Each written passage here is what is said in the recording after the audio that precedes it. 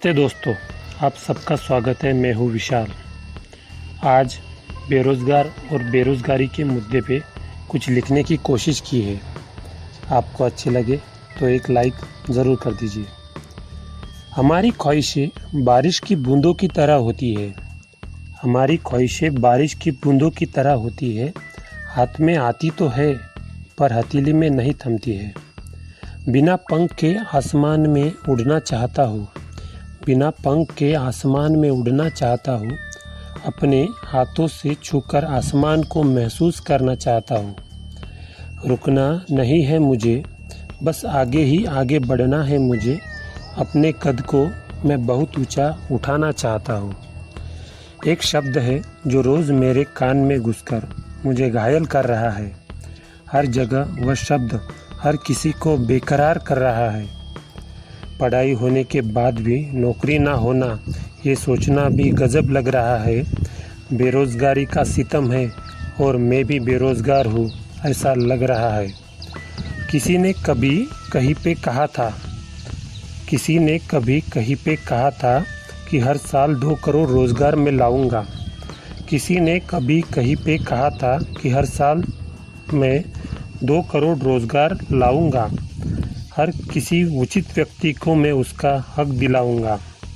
2 करोड़ रोज़गार हर साल आएंगे, ये सुनकर सारे खुश तो बहुत थे।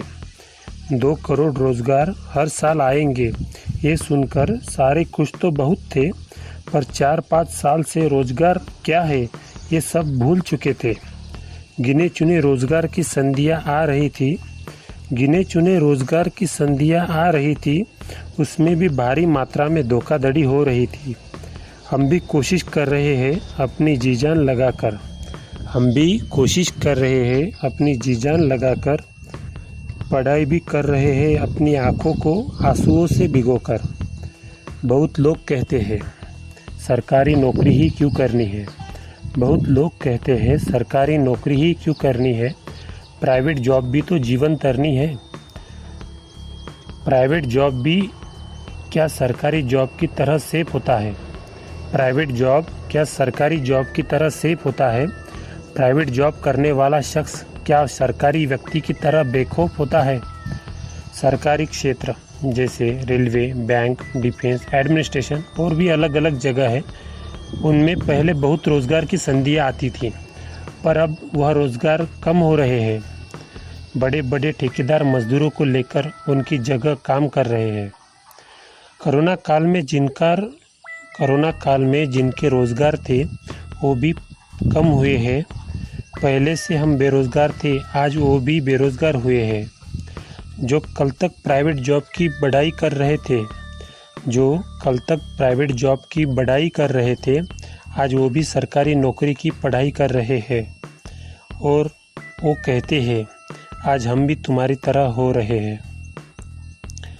हमने किताबों को इतना रट लिया है कि कभी कभी लगता है किताबों की अगर ज़ुबान होती तो शायद उसने भी बोल दिया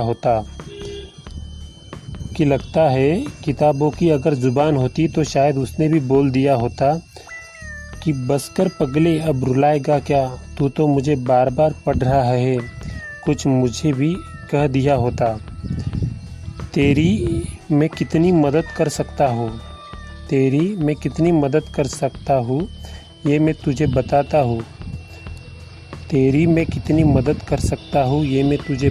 हूँ। बार बार पढ़ता जा, वैकेंसी आएगी ऐसा मैं तुझे बार बार जताता हूँ।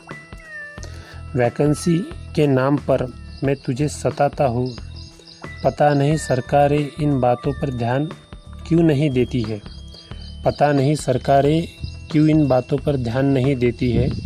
सरकारी पदों की भर्ती क्यों नहीं कर लेती है। पता नहीं सरकारें इन बातों पर ध्यान क्यों नहीं देती है।